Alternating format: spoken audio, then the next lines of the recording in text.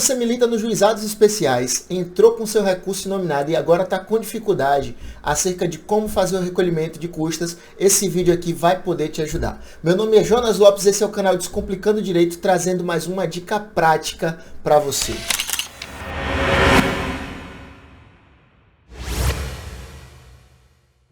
Vamos então tentar descomplicar o recolhimento de custas, tá? Mas antes disso eu preciso fazer uma ressalva. Esse vídeo aqui é uma leitura minha do manual de recolhimento de custas do próprio Tribunal de Justiça. Então a primeira e a fundamental dica é: não se baseie só neste vídeo. Faça você a sua leitura do manual e observe ali todos os detalhes que estão expostos. Aqui, esse vídeo é interativo, é para que a gente possa pensar juntos e tentar aí compreender como é que acontece esse recolhimento, tá? E ao final deste vídeo, eu vou tentar deixar para vocês aí uma dica bem interessante, que é uma ferramenta do próprio sistema Projude, que pode facilitar a sua vida aí na hora de fazer a conferência. Mas facilitar, lembrando, o principal, leia o manual e compreenda direitinho, passo a passo, tudo que está ali descrito, certo? Esta é a primeira e a fundamental dica. Mas antes da gente enfrentar diretamente o tema, eu não posso deixar de pedir a vocês, se você gostou do tema, deixa aí o seu curtir, se inscreve no canal e assina o sino das notificações. Chega de papo, corta aí e vamos ao que interessa. Quando a situação é acerca de recolhimento de custas, a primeira coisa que tem que ficar bem clara é o tempo. Você tem um prazo de 48 horas para fazer o recolhimento e comprová-lo nos autos. Se você não fizer nesse prazo, meu amigo, não tem chororô, não tem meia conversa. É deserção certa. E nem venha apresentar o Código de Processo Civil e a previsão nova de possibilidade de complementação, pois ela, via de regra, é rechaçada no sistema especial dos juizados, com base no artigo 42, parágrafo 1º da Lei 9.099, bem como fulcrado aí no princípio da celeridade. E quando é que começa esse prazo de 48 horas? O prazo de 48 horas é da interposição do recurso.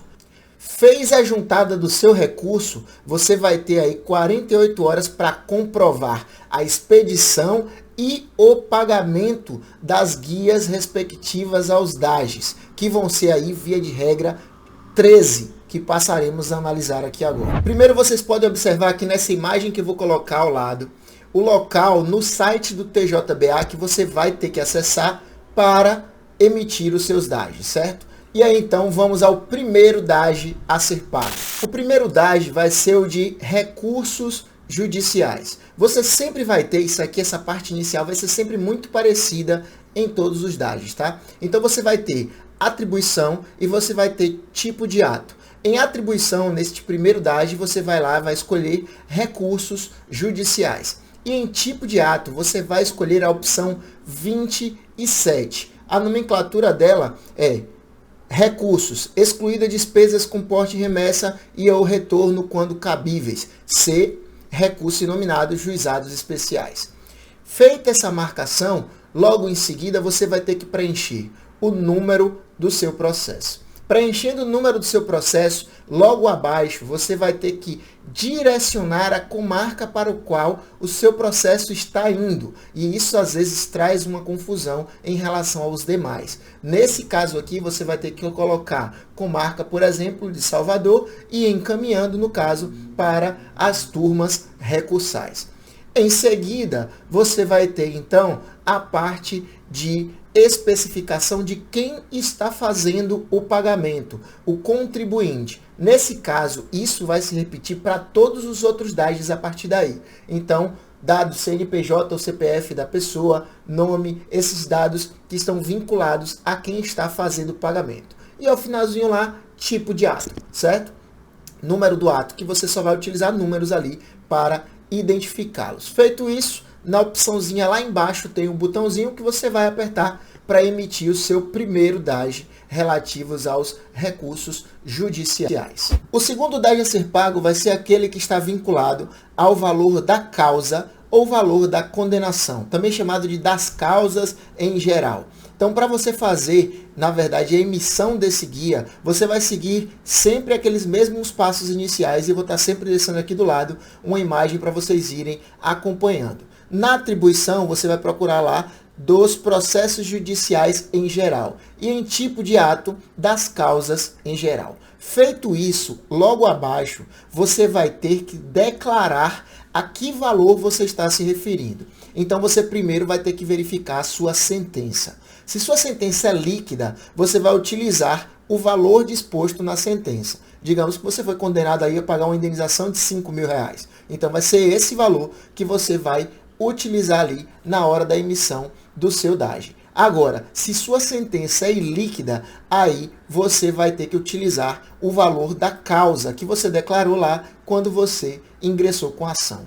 Logo após fazer isso, mais uma vez você vai informar o número do seu processo e abaixo, diferente do primeiro DAGE que falamos, você vai informar agora a comarca onde o seu processo tramita e em seguida você vai informar a vara onde ele tramita. Informado isso, abaixo, mais uma vez, vai vir aí a questão das informações acerca do contribuinte, a pessoa física ou jurídica que é parte no processo e que está fazendo os pagamentos. Preenchido tudo isso, só clicar lá no finalzinho da emissão do DAGE e você vai ter o seu segundo DAGE aí regularmente emitido. O terceiro DAGE é o referente a atos de oficiais de justiça. Então, quando você acessar lá novamente, começando tudo de novo, em atribuição, você vai buscar atos de oficiais de justiça.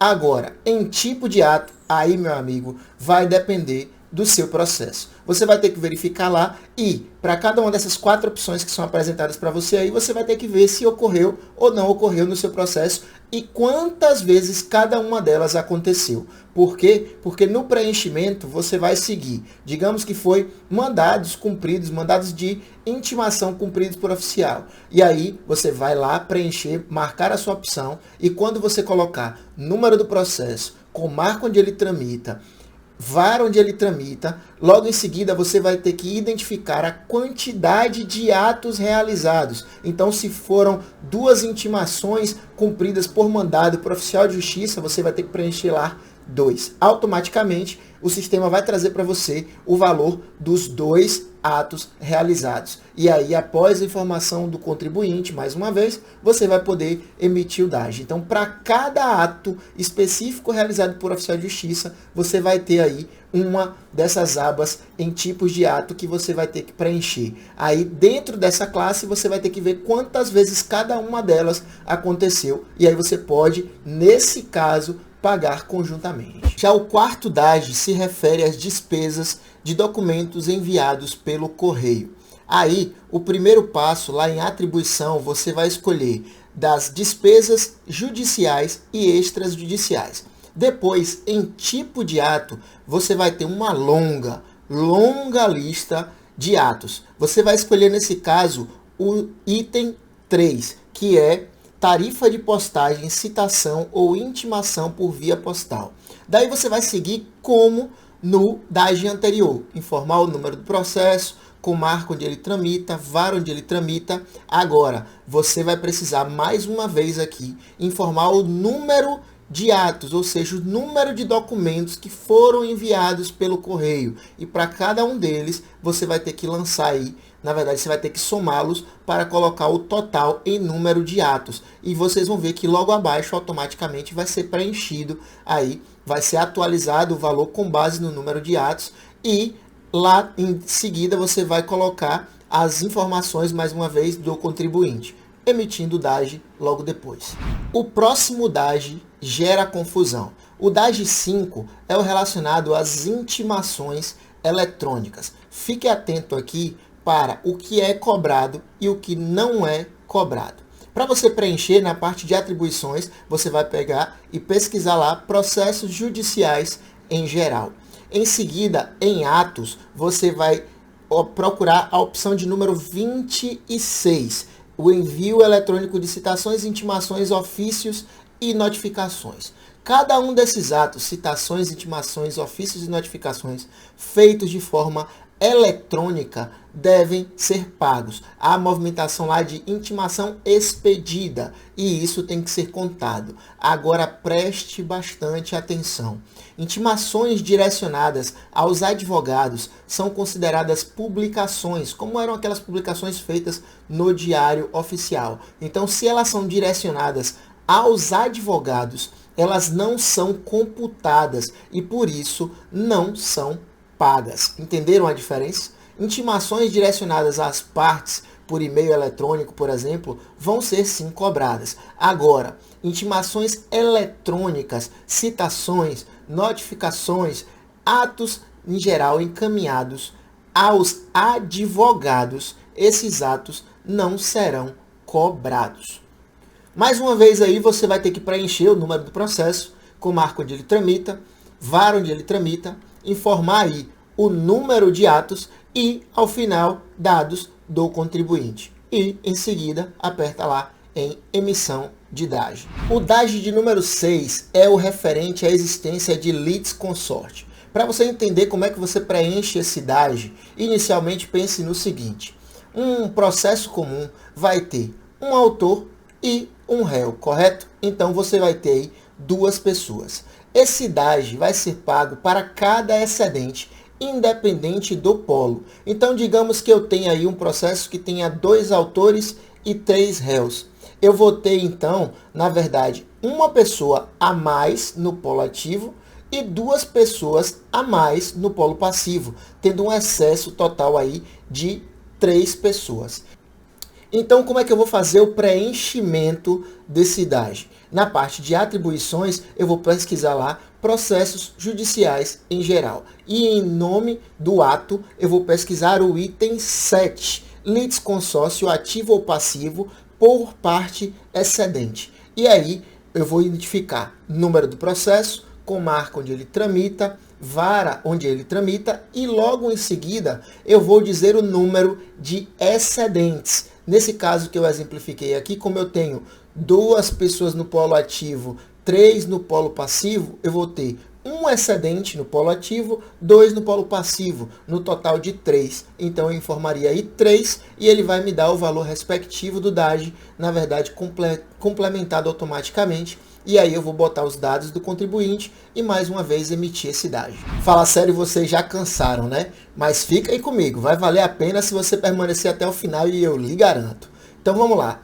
O DAGE de número 7 é o referente a cartas precatórias. A primeira coisa importante de se dizer acerca deste DAGE é que ele é devido quando a carta precatória é emitida para dentro do nosso estado da Bahia. Então, se ela é emitida para outro estado da federação, essa cobrança, esse DAGE não precisa ser pago, certo? Então, o que você vai fazer é pagar toda vez que a carta precatória for emitida para dentro do nosso estado. Lembrando que esse DAGE não permite que você cumule número de cartas precatórias. Para cada uma delas, você vai ter que emitir um DAGE diferente. Então, se seu processo teve aí duas cartas precatórias emitidas, você vai ter que recolher 2 DAGEs desses, certo? E como é que você vai fazer o preenchimento? Na parte de atribuição dos processos judiciais em geral e em tipo de ato, você vai escolher o item, salvo engano, de número 6, que é o que se refere à carta precatória, de ordem e rogatória, incluindo porte de retorno. E aí, uma vez preenchido, mais uma vez, número de processo, comarca onde ele tramita, após a comarca vara onde ele tramita, depois dados do contribuinte e você segue para a emissão do DAGE. O DAGE de número 8 é o referente à consulta a sistemas online, Bacenjude, Renajude, Infojude, Serasajude. Todas as consultas a esses sistemas precisam ser pagas, mesmo que seja infrutífero o ato. Então, realizou a consulta, há necessidade de recolhimento de um DAGE respectivo. Se teve 2 consultas, 3 consultas, você vai ter que fazer 2 DAGEs, 3 DAGEs, um para cada ato, mesmo que ele tenha sido negativo ou que ele tenha sido positivo. Para você preencher esse DAGE, mesma coisa. Em atribuição, processos judiciais em geral e em tipo de ato é o de número 19, a Identificação dele é requisição de informações por meio eletrônico, entre parênteses, Bacenjude, Renajude, Infojude, Serasa-Jude e assemelhados. Aí, seguindo sempre da mesma forma, número de processo, comarca onde ele tramita, vara onde ele tramita, dados de contribuinte e emissão. O DAGE de número 9 se refere aos cálculos e avaliações. Então, toda vez que você tem um cálculo realizado por servidor judicial, bem como uma avaliação feita por oficial de justiça, cada um desses atos precisa ser pago. E isso vai ser feito através desse DAGE que você vai emitir aí agora, certo? Então, para você identificar, por exemplo, um cálculo realizado, basta você identificar aí no sistema Projude aquela movimentação de retorno dos autos, que é quando ele volta da contadoria, e geralmente vem a observação embaixo, cálculo realizado. Então, o que eu aconselho é, pesquise, olhe bem o seu processo, leia ele inteiramente para você identificar todos os atos que merecem pagamento. Feito isso, identificado aí os atos, seja os cálculos, bem como a avaliação realizada por oficial de justiça, para cada um desses atos, você vai ter que emitir um DAGE desse, certo? Porque esse é mais um dos DAGEs que não permite você acumular o número de atos. Então, realizou 2 cálculos, vão ser 2 DAGEs desses. Realizou 3 avaliações por oficial, vão ser 3 DAGEs desses, certo? Então, como é que você vai fazer o preenchimento? Aqui na parte de atribuição, você não vai utilizar aquele dos processos em gerais. Não, não, não, não. Você vai utilizar os atos de oficial de justiça. Identificou em atribuição, que é o primeiro item. No segundo item, que você vai identificar o ato, aí você vai para o de número 18, que vai ser especificado com a nomenclatura de avaliações e cálculos judiciais por mandado. Em seguida, número do processo, vara onde ele tramita, comarca onde ele tramita, logo em seguida vara onde ele tramita, depois as informações do contribuinte e lá embaixo clica em emissão de DAGE. O DAGE de número 10 se refere às exceções, seja ela de impedimento ou de suspeição, por exemplo. No caso, uma vez que as partes elas opõem essas exceções, elas sendo analisadas pelo juízo e levando o processo ao declínio de competência, atenção, é necessário o declínio de competência, aí sim você vai ter que fazer o pagamento desse DAGE. Caso os autos permaneçam na mesma unidade judiciária, esse DAGE não se faz necessário. Então, toda vez que há a apresentação de uma dessas exceções, certo? E essa exceção é julgada e leva ao declínio, você faz o pagamento. No caso de permanência dos autos na mesma unidade, como por exemplo, pode até o juiz se dar por impedido ou por suspeito, mas se esse processo permanece na unidade e vai para o seu imediato substituto, você não vai precisar fazer o pagamento deste DAGE. Entenderam? Então, só há necessidade do recolhimento deste DAGE quando há um deslocamento dos autos para uma outra unidade judiciária. E como é que você vai fazer o preenchimento? Na parte de atribuição dos processos em geral, mais uma vez. E no tipo de ato, é o de número, salvo engano, 4.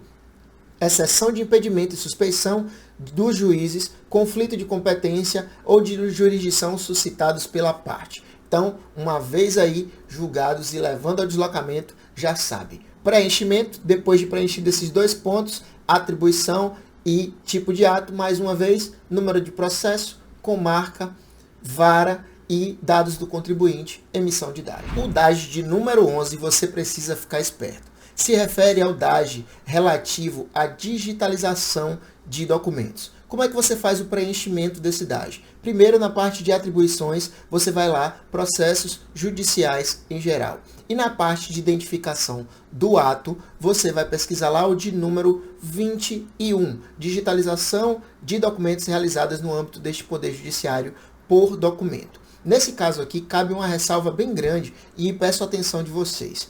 O próprio manual do Tribunal de Justiça, ele especifica lá, eu vou deixar uma imagenzinha aqui para vocês conferirem também, ele especifica lá que, na verdade, você vai contar o ato realizado de digitalização. Imagine, por exemplo, que em uma audiência você apresenta lá a sua petição mais o seu subestabelecimento. 2 documentos, certo? Mas no mesmo ato, o servidor, ele junta esses dois documentos em um único evento do processo. Se esses dois documentos são juntados em um único evento, você vai contar uma única digitalização, um único ato de digitalizar realizado pelo servidor e, por isso, um único DAG. Agora imagine que esse servidor faz duas juntadas. Para cada uma delas, um dos seus documentos. Aí você vai ter dois eventos processuais e esses dois eventos, para cada um deles, vai ser necessário o DAG.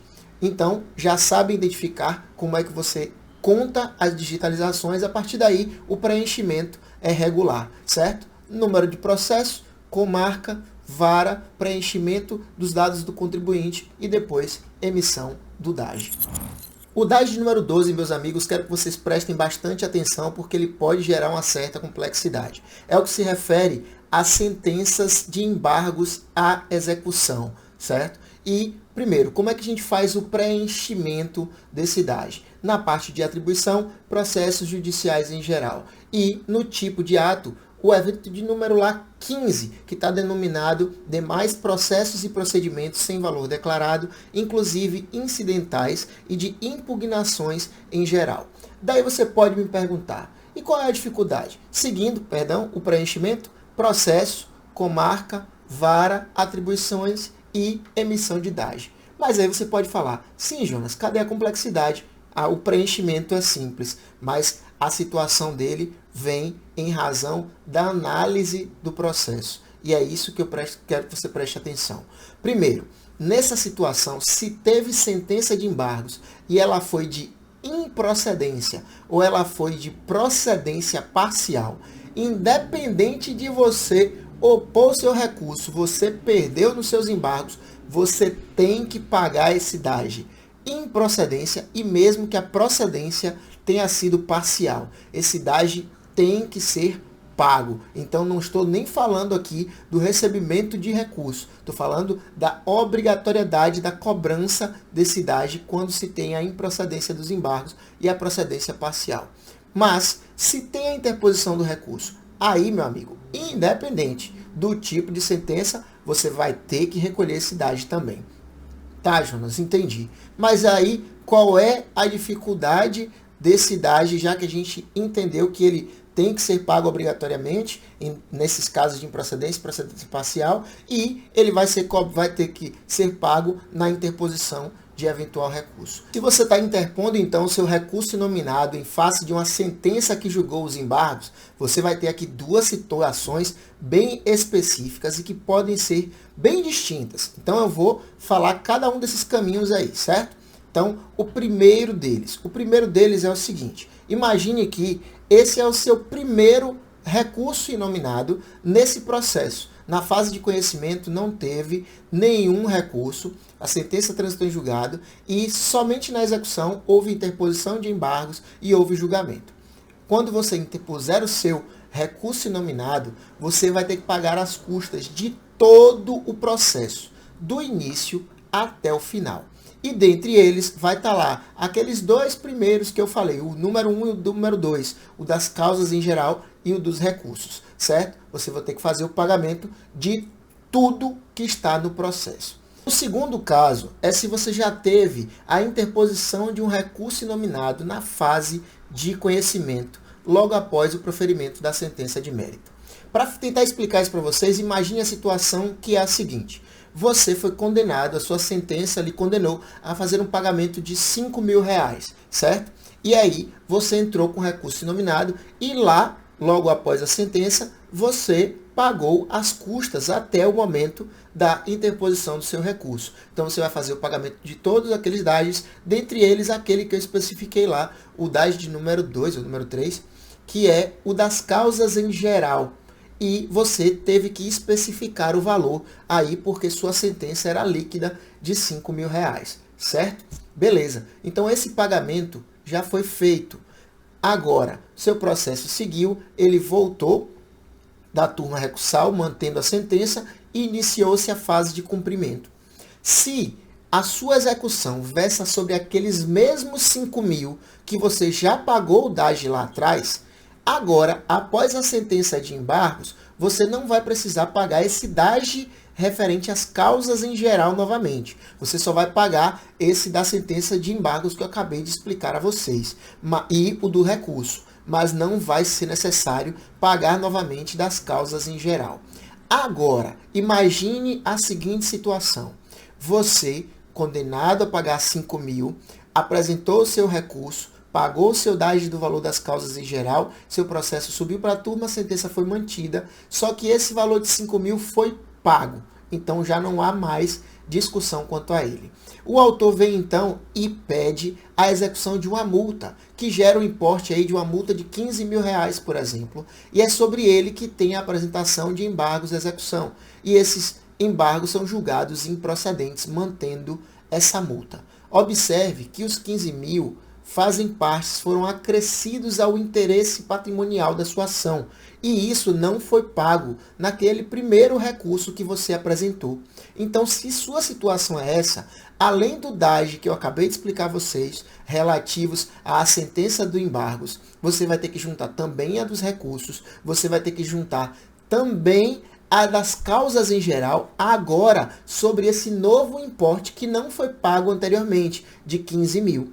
Então, também mais uma das causas em geral, bem como ainda você vai ter que pagar todos os atos desses, todos que eu expliquei, de todos esses DAGs, que tenham ocorrido do seu recurso anterior até o momento dessa nova interposição. Então, tudo que for novidade do recurso para lá, você vai ter que verificar o que é taxado e o que você precisa efetuar o pagamento de DAS respectivo.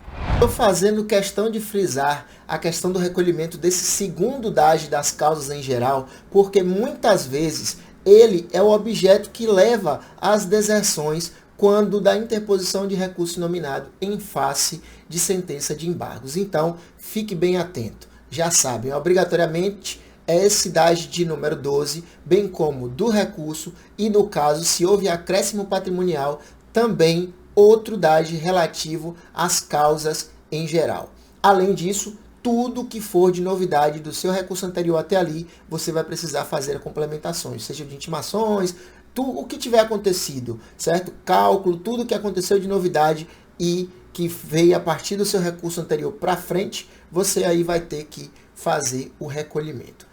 Então, fique atento e cuidado para não esquecer nada aí na hora do recolhimento dessas custas. Por fim, o DAS de número 13, que são das ações incidentais. A primeira coisa aqui é, cuidado para não confundir. Não confunda incidente processual com ações acidentais. Incidente processual, como por exemplo, uma impugnação ao valor da causa, ocorre no mesmo processo e por isso ele não é taxado. Agora, ações incidentais, como por exemplo, uma desconsideração da personalidade jurídica que é feita em autos apensos, uns embargos de terceiro que geram atos que geram uma nova relação jurídica, esses são taxados e você vai preencher aí este último DAS, que é o referente a essas ações incidentais. Como é que você vai fazer o preenchimento?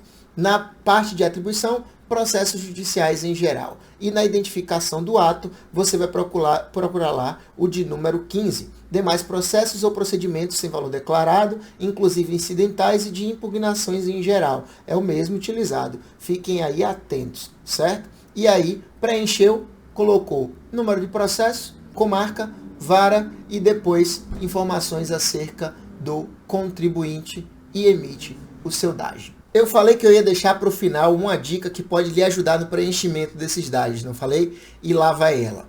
Não sei se você observou, como muita gente ainda não observou, o próprio Projude, quando você consulta o seu processo, em uma abazinha que está no meio ali, ele tem a opção de atos tributáveis. Ao clicar nele, você vai ter que identificar o período. Isso vai ser utilizado para aquele caso que eu expliquei para vocês aí, se você vai pagar parte de DAS referentes a uma determinada data até o final do processo, por exemplo. Ou se você quer consultar o processo inteiro, pode botar lá a data da interposição dele e o ato e o último ato realizado como termo final.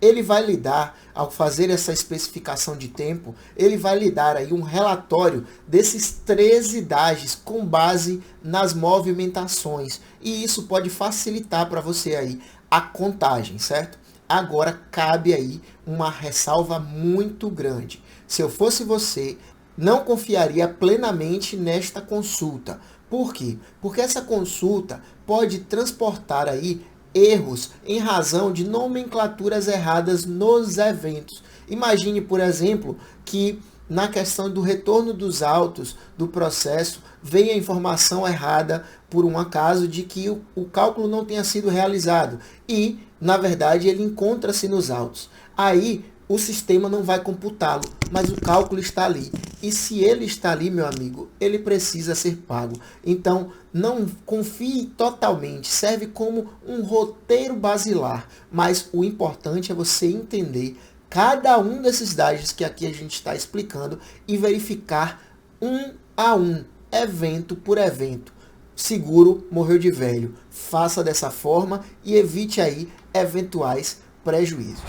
Fica aí a nossa dica final. Eu agradeço a vocês mais uma vez por toda a paciência e por ter ficado comigo até aqui nesse vídeo. E mais uma vez eu vou pedir, se inscreve no canal, assina o sininho das notificações e deixa aí o seu curtir. Sua participação é extremamente importante. Eu peço a vocês, inclusive, que comentem, deixem aí comentários, seja sobre o tema, trazendo mais dúvidas ou até mesmo sugerindo novos temas para novos vídeos. Participe com a gente e vamos crescer juntos o Descomplicando Direito. Um grande abraço e fui!